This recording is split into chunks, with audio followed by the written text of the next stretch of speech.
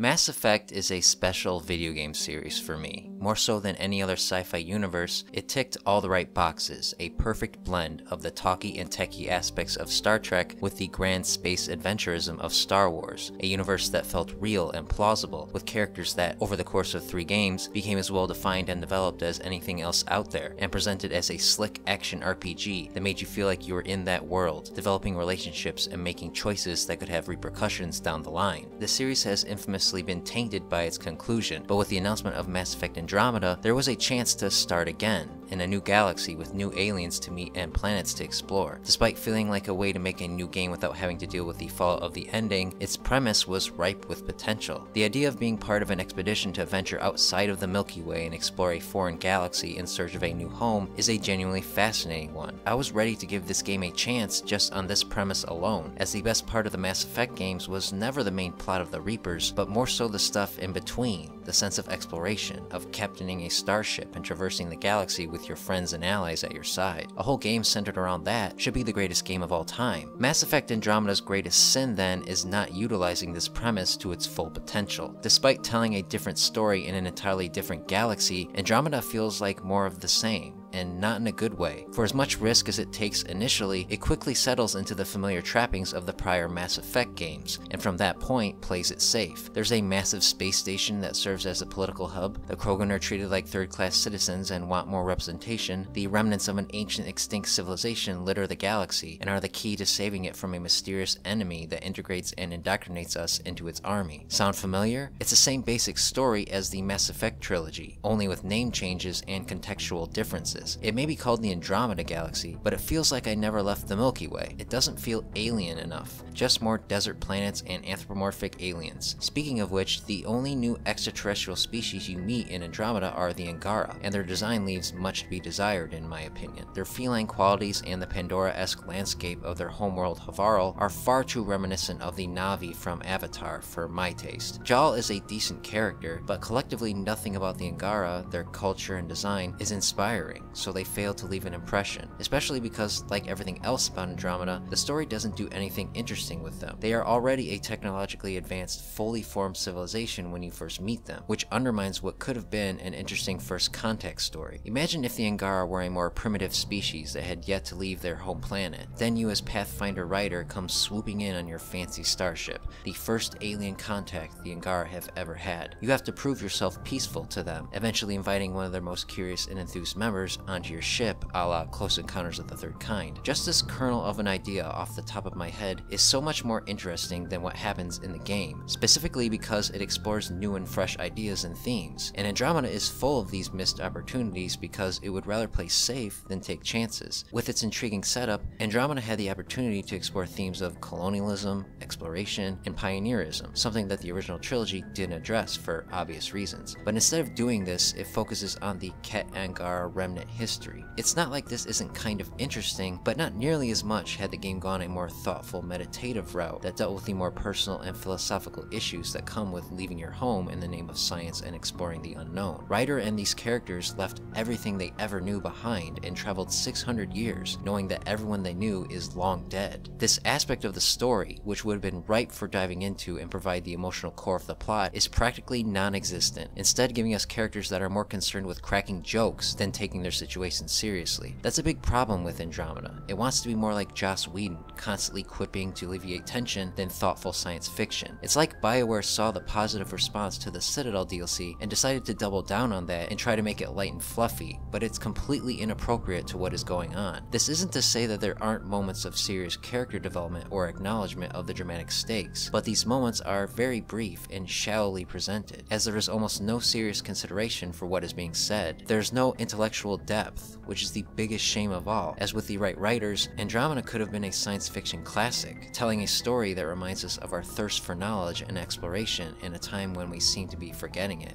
This letdown stings even more because Andromeda was promised to be the game that pushed exploration to new heights. Fans, including myself, were excited for this, as proper planetary exploration hadn't been a part of the series since the first game, hastily dropped after all the complaining regarding the Mako. The formula of hopping into the Mako, this time called the Nomad, and driving around the surface of a planet is back in full force this time, but unfortunately is one of the worst aspects of the game. While the process of actually driving the Nomad is a better experience than the Mako was, the act of exploring is completely hollow here. There are shockingly few number of planets you can explore, all of which are fairly bland in design, and all of which inexplicably contain the same animal life, which makes the planets feel too similar. All of them are mission priority planets that have already been explored and populated either by Angara, Ket, or outlaws, robbing you of the feeling of discovery that serves as the entire point of galactic exploration. It's a surprising downgrade from the original Mass Effect. For as much problems as that game had with variety and repetition, whenever you traveled to a new system and landed on an explorable planet, the sense of discovery and wonderment of an overwhelmingly vast galaxy was palpable. The emptiness and scope made you feel small, as it should, which made happening onto one of the many side quests all the more potent, some of which were quite intriguing and extensive, even if every base looked exactly the same. For all its limitations, Mass Effect still managed to make you feel like an explorer. With Andromeda, despite expanding the scope and explorable landscape, it doesn't make you feel this because there's little variety in activities to do and things to find on the planets. The side quests that populate the landscapes are shallow and feel like busy work. Instead of being fun, you do them because the completionist inside you compels you to. There's also virtually nothing to discover because it's all been discovered already. If you were like me, you thought this game would have you land on unexplored planets and uncover their secrets, but that isn't the case at all. All of this happens before you even arrive in the Andromeda galaxy. From a game design standpoint, this is understandable, but it makes you feel less like a Pathfinder and more like another super soldier trying to save the galaxy. All of this is to say that if you were hoping Andromeda would expand the scope of galactic exploration beyond the formula established in the first games, you'll be disappointed. There's no landing on planets outside of the main 5, and no direct control of your ship, which would have been a welcomed addition that fans have been clamoring for. It is yet another missed opportunity to innovate and expand. Then there are of course the various technical issues, which have been covered ad nauseum at this point, but it needs to be said. While a generally good-looking game, Andromeda suffers from a noticeable lack of polish. It's not just that there are so many different kinds of bugs and glitches you can encounter, but details that are missing, like how all the Asari, save PB, use the exact same face model. Every single one of them looks exactly the same. Same nose, same eyes, same everything, and it reeks of corner cutting. Also, certain side quests are shallow to the point where you wonder why they even bothered. The most egregious example is a request from Drac to play a mysterious game called Fire-Breathing Thresher Maws. Drac talks it up, tells you the rules, and says they are just waiting on a couple other people to arrive to play, and then it just ends with a mission complete. No game, not even a brief cutscene showing the aftermath,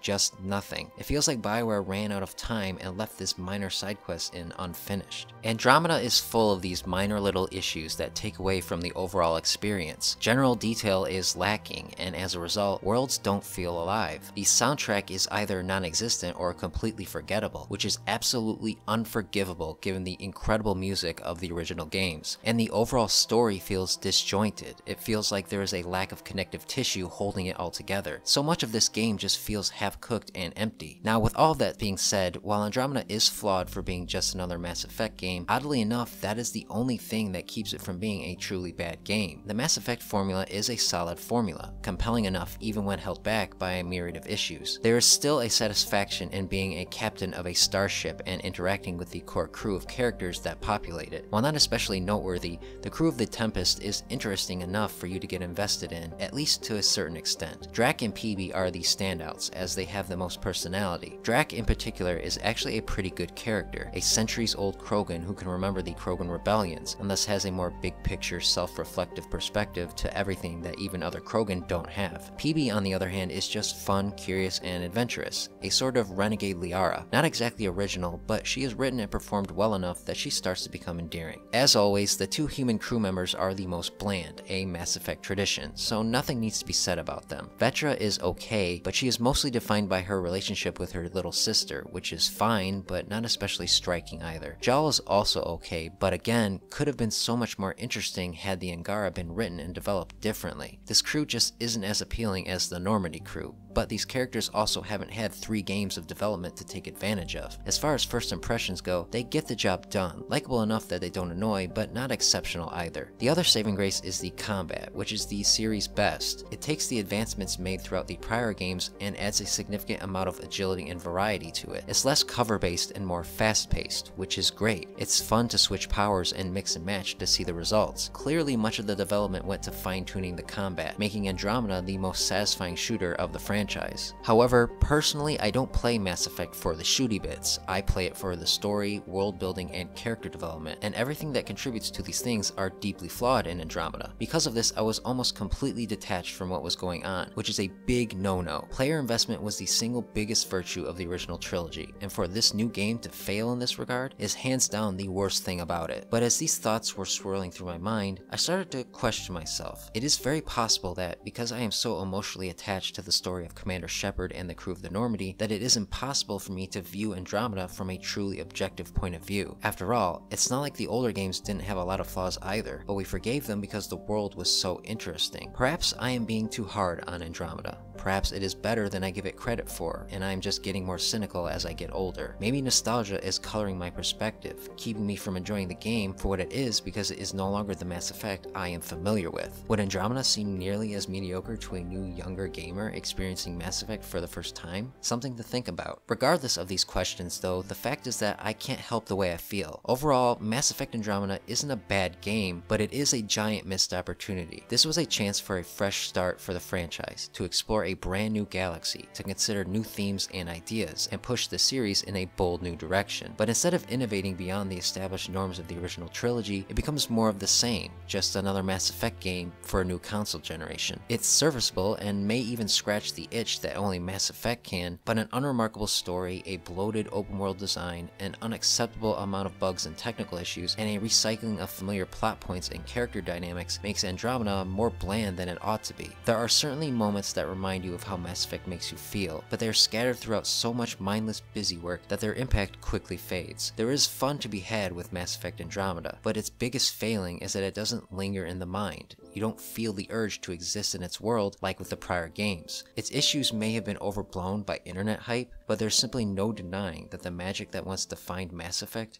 feels like it disappeared.